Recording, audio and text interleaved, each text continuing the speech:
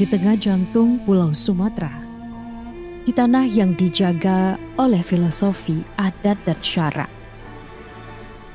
Berdiri sebuah peradaban besar yang telah bertahan selama berabad-abad.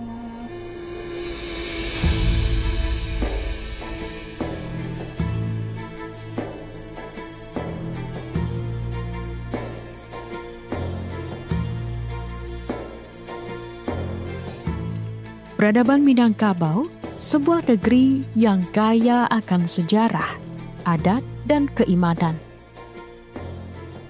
Sejak dulu, masyarakat Minang dikenal dengan budaya musyawarah, kepemimpinan kolektif, dan kemandirian. Namun, ada satu titik balik yang mengubah wajah Minangkabau selamanya. Kedatangan Islam, bukan sekedar agama, tetapi menjadi nafas kehidupan, membentuk adat dan tata sosial yang kita kenal hingga kini. Inilah kisah perjalanan Islam di Minangkabau, sebuah kisah yang menyatukan adat, syarak, dan peradaban. Islam masuk ke Minangkabau sebagaimana juga ke wilayah lain di Nusantara ini, itu dibawa oleh ulama sebenarnya, ulama sufi. Ada dua periodisasi. Pertama, periode awal. Periode awal itu masuk memang lewat perdagangan. Artinya dia bisa hari ini berdagang, besok berangkat lagi, mobilitasnya tinggi. Itu sudah ada sejak awal Islam ada. Berarti kalau Islam ada itu tahun 600 Masehi, abad ke-6 Masehi sudah ada. Cuman tidak terlalu membumi, tidak terlalu mengakar hidup masyarakat. Keputusan atau kesimpulan Seminar Islam Minangkabau tahun 80 ditetapkan bahwa bentuk corak keislaman yang datang ke Minangkabau ini pada fase awal, kemudian baru fase yang sudah melembaga, tersistemasi ketika pengaruh Aceh. Ada dua pengaruh, pantai barat lewat Barus, kemudian terus ke Pariaman. Itulah dia makamnya sekarang Syekh Burhanuddin, wafat 1685. Ada dua pendapat tentang itu. Dari abad ke-17 inilah, dari Islam Syekh Burhanuddin inilah menyebar. Setidaknya sampai hari ini dalam catatan sejarah 5 surau tua di Minangkabau yang itu bahagian daripada entry point atau tempat bertumbuhnya dakwah. Dan satu dari pusat kekuasaan, yakni di Pagaruyung. 5 itu ada di Syekh Burhanuddin sendiri, kemudian ada di Kayuaro, Solo, nanti di bawah sungai, kemudian ada di Tarap, kemudian ada di Tanah Datar, surau dan ada di Batu Sangkar satu lagi, surau Lubuk Bau. Pengembangan Islam di masa Syekh Burhanuddin ini yang bentuknya jalur dakwah itu melahirkan surau. Kemudian yang bentuknya jalur struktur, nah itu dia nanti di pusat kekuasaan raja. Islamnya Raja Minangkabau yang dikenal dengan Sultan Alif. Namun, titik perubahan utama terjadi ketika Islam masuk ke pusat pemerintahan. Menurut catatan sejarah, pada masa Sultan Alif, Raja Pagaruyung pertama yang memeluk Islam, ajaran ini mulai diterapkan dalam sistem kerajaan. Pengaruh ini semakin kuat setelah hubungan erat dengan Kesultanan Aceh yang lebih dahulu menjadi pusat keislaman di Nusantara.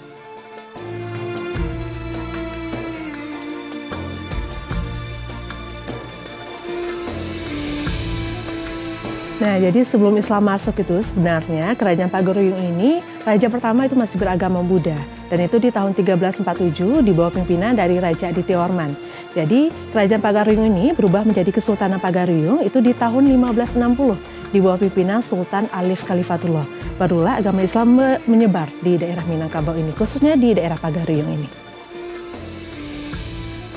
Lambat laun Islam diterima oleh masyarakat pesisir dan mulai merambah ke pedalaman. Para ulama memainkan peran penting dalam mendekati para pemimpin adat, menawarkan ajaran baru yang tidak bertentangan dengan nilai-nilai kehidupan orang Minang. Itu terjadi setelah masa Aditya Warma, setelah abad 13, 14 sampai abad 17 sesungguhnya. Di masa inilah Islam mulai lebih nampak dan lebih tegas. Nah, jadi setelah Raja Minangkabau yang dikenal Sultan Alif kemudian melahirkan 3 bentuk kekuasaan di Minangkabau. Ada namanya Raja Alam, mengurus ada keseluruhan, ada Raja Ibadat tentang agama, ada Raja Adat. Nah, dan ini corak ini yang mesti terus hidup dalam sistem sosial adat kita. Perubahan ini tidak serta-merta terjadi tanpa tantangan. Beberapa kelompok adat menolak, khawatir bahwa Islam akan mengubah sistem matrilineal yang telah mengakar di Minangkabau. Nah, jadi dalam praktek adat itu udah lebih ada bau-bau agama Islamnya. Tapi di situ juga nanti ada pergolakannya. Itu yang mana ada perang padri di daerah Minangkabau ini. Karena memang ada kesalahpahaman antara konsep adat dan konsep agama. Waktu itu yang berperang awal mulanya adalah kaum adat dan kaum agama. Jadi walaupun agama Islam sudah berkembang di daerah Minangkabau, tapi praktek adat yang berbau Hindu dan Buddha itu masih dilaksanakan. Contohnya masih ada permainan sabung ayam dalam permainan anak nagari, kemudian juga masih ada perjudian juga. Terus ada juga mainan minum-minuman tua ketika ada sebuah jamuan. Jadi hal-hal tersebut ditentang keras oleh kaum agama yang memang saat itu cenderung ke arah radikal. Nah, maka terjadilah pergolakan, terjadi peperangan yang namanya Perang Padri. Kayak gitu. Dan itu juga yang membuat kerajaan Pagaruyung runtuh dan berakhir saat itu. Namun, para ulama dan pemuka adat menemukan jalan tengah. Setelah Paderi itulah sesungguhnya terjadi penguatan saling mengokohkan antara adat dan syarak. Sehingga muncullah Hadigium adat bersandi syarak, syarak bersandi kitabullah, syarak mengatur adat memakai, dan Hadigium lainnya. Itu poinnya.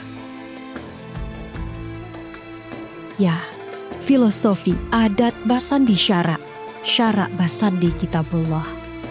Islam bukan menggantikan adat, tetapi untuk menjadi pedoman utama dalam adat itu sendiri.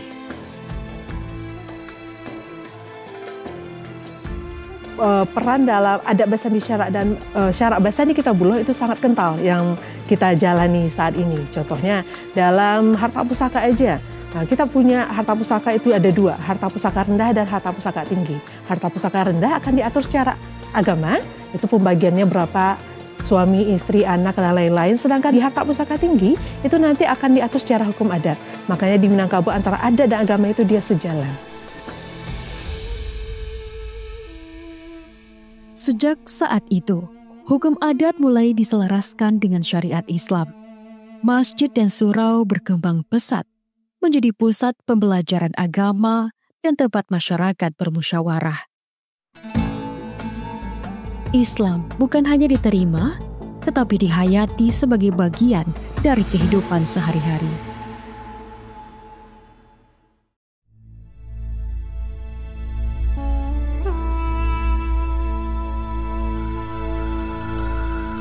Namun, Islamisasi di Minangkabau tidak berhenti di istana.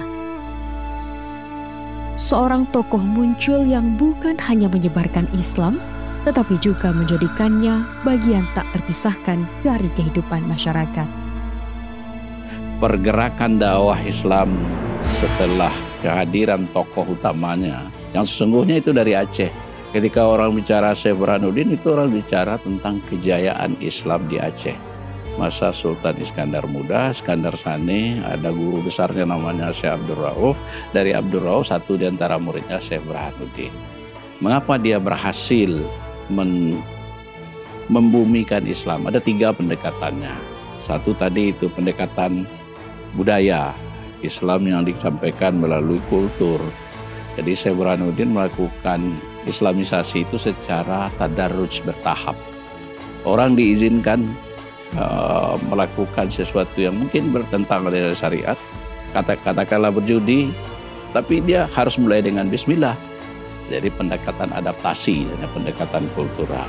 Bersamaan dengan itu dia juga pegang kepala-kepala suku, pendekatan struktur adat. Syekh Burhanuddin lahir di Ulakan, Pariaman. Sejak muda, ia memiliki kecintaan mendalam terhadap ilmu agama. Ia melakukan perjalanan jauh ke Aceh dan berguru kepada Syekh Abdul Rauf As-Singkili, seorang ulama besar yang memiliki pengaruh kuat dalam dunia Islam Nusantara. Di Aceh, Syekh Burhanuddin mendalami fikih, tauhid, dan tasawuf. Sekembalinya ke Minangkabau, Syekh Burhanuddin tidak hanya menjadi seorang ulama, tetapi juga seorang pendidik. Ia mendirikan surau sebagai pusat pembelajaran Islam. Di sinilah ajaran Islam semakin kuat, menanamkan nilai-nilai yang hingga kini masih dijunjung tinggi oleh masyarakat Minang.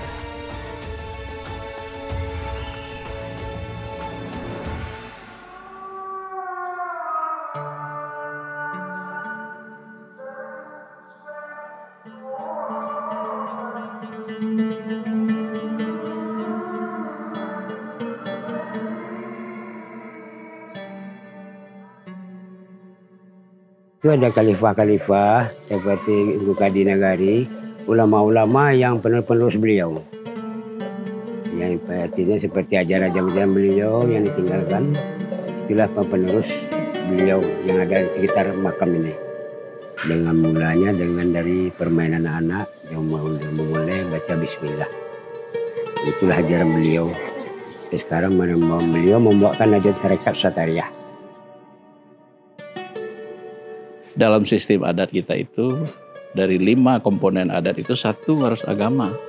Ada pengulu, ada malin, ada manti, kemudian ada dubala 4 ya. Ada kepala adat, ada yang mengurus bidang urusan negeri, manti, sekretaris, kemudian ada malin dan ada dubalang. Jadi dimasukkan dalam sistem budaya. Jadi pendekatan kedua, budaya dikerjakan. Kemudian yang paling tinggi juga lebih mengedepankan nilai-nilainya. Tidak terjebak pada Islam formal, tapi lebih kepada substansi Islam. Orang boleh saja dibiarkan saja belum sholat, tetapi akhlaknya sudah baik. Dakwah seperti ini yang sekarang bermasalah di antara kita. Kita lebih mengedepankan formal. Padahal pendekatan yang paling cocok bagi masyarakat yang sudah berbudaya itu masuk Islam jalur budaya, masuk Islam melalui jalur tokoh, masuk dengan akhlak mulia. Jadi akhlak mulia kuncinya.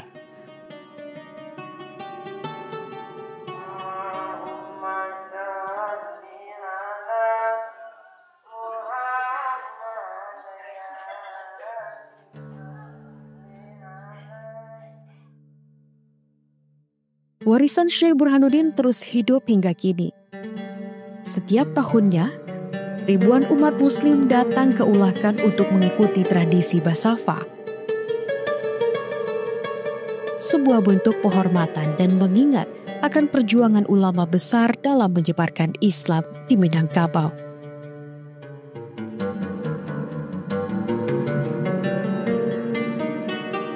Itu esensi pentingnya dari bagaimana Islam mengakar sampai hari ini. Dari tingkat budaya, sebagaimana daerah-daerah lain di Nusantara ini, corak keislaman Minangkabau itu dengan Aceh, misalnya juga sepertinya juga di Sulawesi, itu tidak Islam sebagai ajaran dalam artian norma saja, tapi sudah masuk dalam budaya. Orang bicara adat, orang sebenarnya juga bicara agama, orang bicara agama juga bicara adat, karena sistem nilainya sudah menyatu. Itu prinsipnya.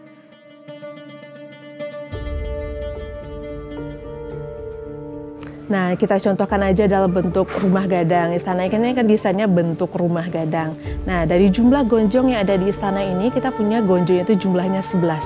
Dan itu adalah penjumlahan dari rukun iman dan rukun Islam. Kemudian juga dalam berpakaian, orang Minang itu pakaiannya sungguhlah sangat menutup aurat. Contohnya itu pakaian para bundo kandong, itu baju kurung, itu namanya kita baju basibah.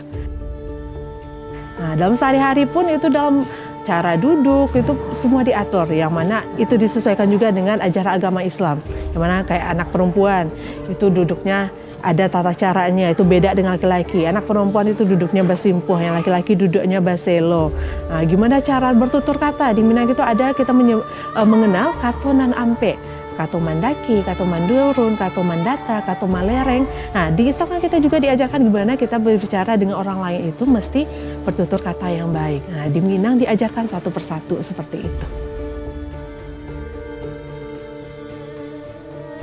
Jadi adanya kebanggaan pada sejarah, ada istana, ada sistem budaya, ada kebanggaan budaya. Bagi masyarakat Minangkabau, bagi pendukung budaya Minangkabau, ini sebenarnya sebagai sebuah nilai yang mesti dilestarikan. Langkah-langkah yang mesti dilakukan untuk itu tentu internalisasi nilai ini. Bagaimana nilai ini dipahami, agama sebagai norma sulit bergerak kalau tidak didukung oleh budaya. Budaya kalau dibiarkan berjalan, kalau tidak ada nilai, dia tidak akan ada arti apa-apa juga. Maka dia mesti terintegrasi. Jadi kepentingan budaya sebagai penopang agama, agama sebagai keyakinan yang terkait dengan pertanggungjawaban diri dan masyarakat dengan Tuhan, ini mesti terus ditumbuhkan. Hari ini, Islam tetap menjadi bagian tak terpisahkan dari kehidupan masyarakat Minangkabau. Dari generasi ke generasi, ajaran Islam tetap dijaga, terukir dalam setiap aspek kehidupan, dari adat, pendidikan, hingga pemerintahan.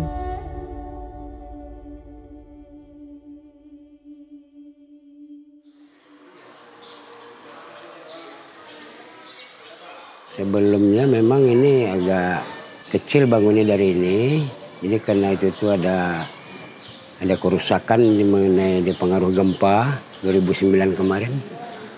Jadi Pemda langsung menangani tentang pembangunan ini. Ini lebih kurang ada 6 tahun, 7 tahun yang lalu dibangun seperti ini.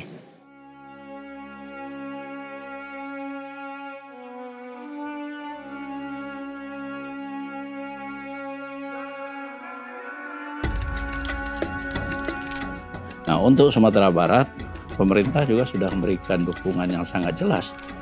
Undang-Undang Provinsi Sumatera Barat, Undang-Undang Nomor 17 Tahun 2022 itu menyatakan betul karakteristik Provinsi Sumatera Barat adalah adat bersandi syarak-syarak bersandi kitabullah, adat selengka nagari. Ya, itu hebatnya. Jadi artinya tidak saja pengakuan yang bersifat nilai yang bersifat filosofis, tapi sudah naik kelas kepada pengakuan yuridis. Nah, itu kepentingannya. Maka semuanya harus sejalan. Tidak ada yang perlu dibiarkan berjalan sendiri-sendiri, diintegrasikan. Dan memang orang Minang memilih keseimbangan dan integrasi itu.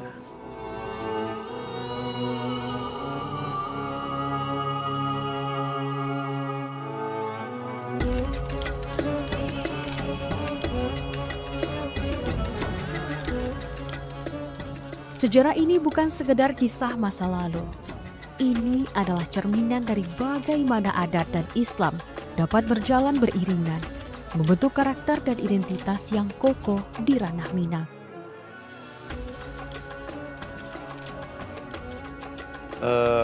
Perkembangan Islam di sini, di Minang ini, setahu saya dari nenek juga saya tahu, dan tua sini, di sini pertamanya dari tahun 1419 itu.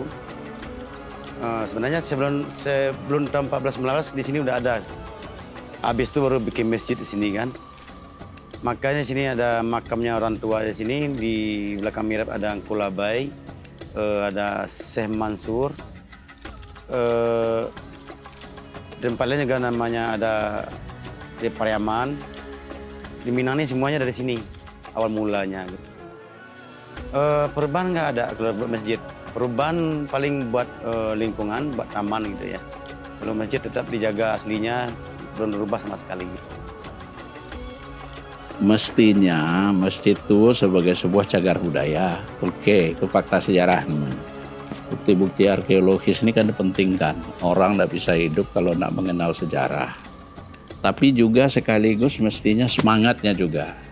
Kita sudah sampaikan ke beberapa wilayah atau daerah yang punya yang punya cagar budaya ini. Padang Pariaman dengan Syekh Burhanuddinnya, 50 foto dengan surau taramnya. So, jauh di Kayu Aro, Solo dengan Kayu Aronya. Ini mestinya mengeksplor ini lebih dalam.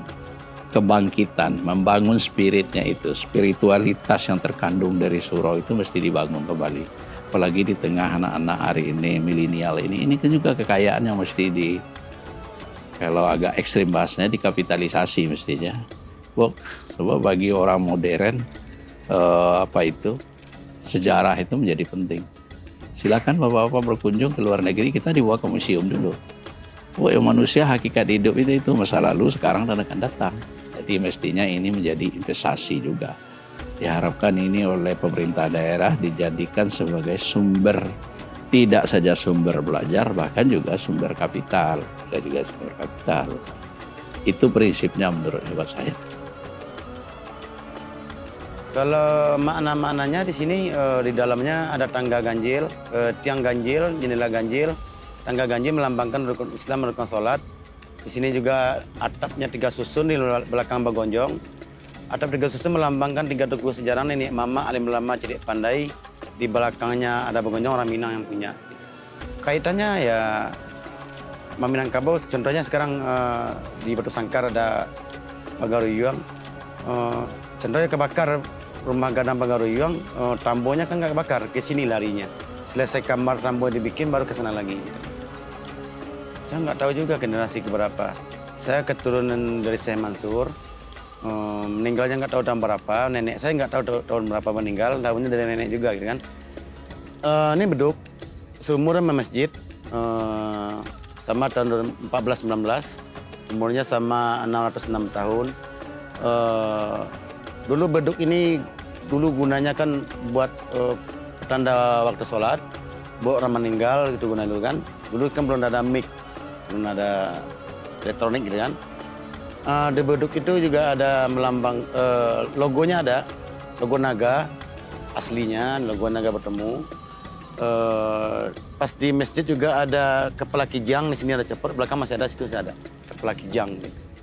Sebenarnya masjidnya 3, Demak 1, ini 1, Malaysia 1, logo sama. Ini pelan tua. Saya sekarang umurnya udah 606 tahun, berdirinya 1419. Nah saya ada tulisan Arab gundul itu. Di situ ada sejarahnya. Sekarang saya titip di museum di Padang. Sementara ini saya titip di museum. Rencana saya ini kan bikin museum baru bawa ke sini lagi. Di situ ada diartikan ada pemberdirinya nama orang tua sini.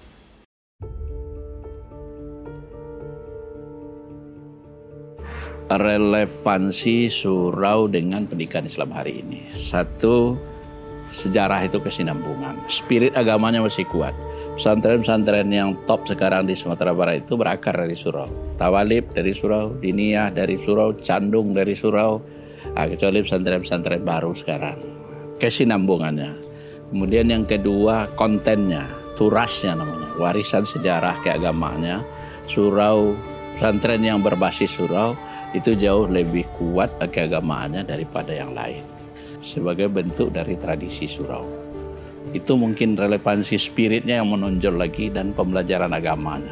Tapi dari segi karakter, dari segi tradisi berlama-lama belajar tidak ada lagi. Surau itu kan berlama-lama dulu. Nah, itu prinsipnya. Harapan sama pemerintah tolonglah peduli kan. Selama ini pemerintah banyak ke sini, tapi sampai sekarang belum ada yang peduli ke masjid ini, masjid tua ini. Soalnya masjid udah harus dibetulin gitu, dibenarin gitu. Kenyataannya kan masa dananya paling buat lingkungan, buat masjid belum ada gitu. Dananya gede, tolonglah pemerintah kena peduli. Gitu.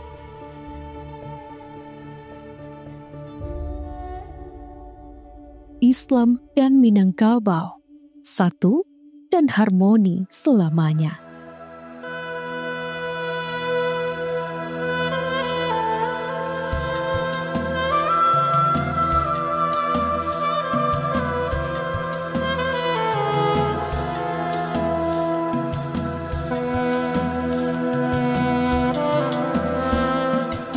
Dari tanah ranah Minang, adai basandi syarak basandi kitabullah.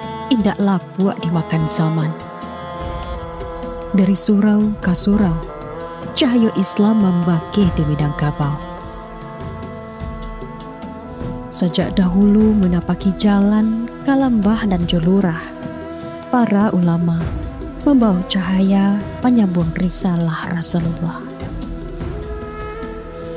Dari surau ke madrasah, ilmu diwarisi, iman tumbuh di dalam hati, kajian Islam abadi, firman Allah dijunjung tinggi.